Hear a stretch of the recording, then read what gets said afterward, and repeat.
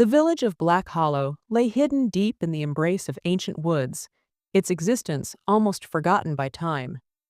The few who still called it home clung to their routines, wary of the shadows that stretched unnaturally long at dusk, and the eerie silence that settled when the wind died. Elias had grown up in this place, but left as soon as he was old enough to taste the outside world. Yet now, years later, he found himself trudging back along the crooked path that led to his childhood home, drawn by the news of his uncle's passing and the inheritance of the old manor.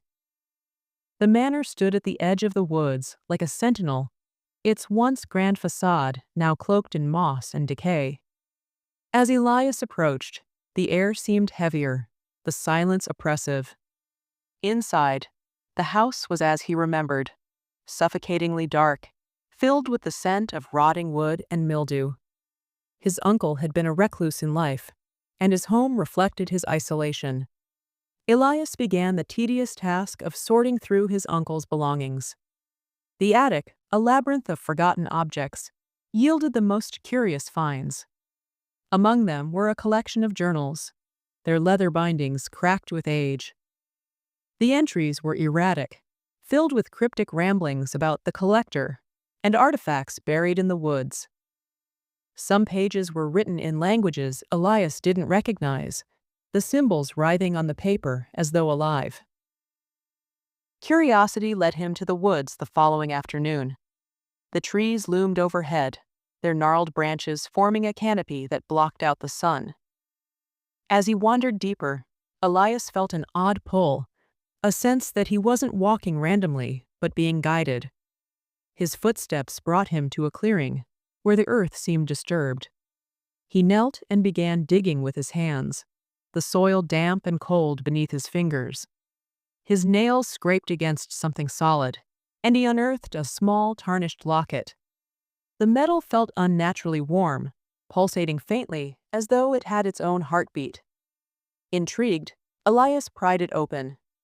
Inside was a photograph of a woman, her features blurred and distorted, as though the image had been pressed into the metal. Her hollow eyes seemed to stare directly at him, and for a moment he thought he heard a whisper carried on the wind, a single word in a language he couldn't understand. That night, the dreams began. He was back in the clearing, but the trees were different, their branches reaching down like skeletal hands. The woman from the photograph stood in the shadows, her form flickering as if caught between existence and nothingness. She moved closer, her hollow eyes bleeding black tears that dripped onto the ground. When she spoke, her voice was barely audible, yet it resonated in Elias's mind. "He sees you now," she whispered. Elias woke drenched in sweat, his heart pounding. The locket, which he had left on his desk, was now inexplicably around his neck. He yanked it off and threw it across the room, but the whispering began again, faint and persistent, coming from every corner of the darkened room. The next morning, Elias resolved to return the locket to the woods, but as he stepped outside, the villagers eyed him warily. An old woman approached, her face lined with worry. "You've been in the woods, haven't you?" she asked. When he didn't answer, she grabbed his arm with surprising strength. "Leave it alone. The collector doesn't forgive." Her warning only deepened Elias's curiosity. That evening, he found himself drawn back to the woods, his resolve to rid himself of the locket weakening. The pull was stronger now, and he soon found another artifact, a rusted knife with strange carvings etched into its blade. Holding it sent a shiver through him, as though something cold and malevolent had passed through his body. Each discovery came with new horrors. Whispers turned into screams in the dead of night. Shadows twisted and moved even in the absence of light.